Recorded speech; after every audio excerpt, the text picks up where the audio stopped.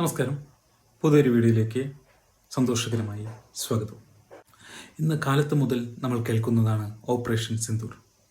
അപ്പോൾ എന്നോട് പലരും ചോദിച്ചു എന്താണ് ഓപ്പറേഷൻ സിന്ദൂർ എന്ന്. അപ്പോൾ ഞാൻ നോക്കി കഴിഞ്ഞപ്പോൾ അവർ വാട്സാപ്പിലെല്ലാം സ്റ്റാറ്റസ് ഇട്ടിട്ടുണ്ട് ഓപ്പറേഷൻ സിന്ദൂർ എന്ന്. പക്ഷേ അവർക്ക് എന്താ ഈ ഓപ്പറേഷൻ സിന്ദൂർ എന്ന് അറിയില്ല.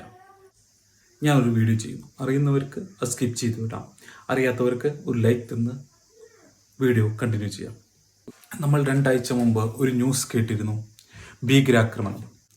എന്നാൽ ആ ഭീകരാക്രമണത്തിന് എതിരായി ഇന്ത്യ പൽഹാം ഭീകരാക്രമണത്തിന് പ്രതികാരമായി പാകിസ്ഥാനിലെ ഭീകര കേന്ദ്രങ്ങൾക്ക് എതിരെ ഇന്ത്യ നടത്തുന്ന പ്രതികാരാക്രമണമാണ് ഓപ്പറേഷൻ സിന്ദൂർ. സിന്ദൂരം ഹിന്ദു കല്യാണം അനുസരിച്ച് കല്യാണം കഴിഞ്ഞ സ്ത്രീകൾ നെറ്റിയിൽ സിന്ദൂരം തൊടുന്നു.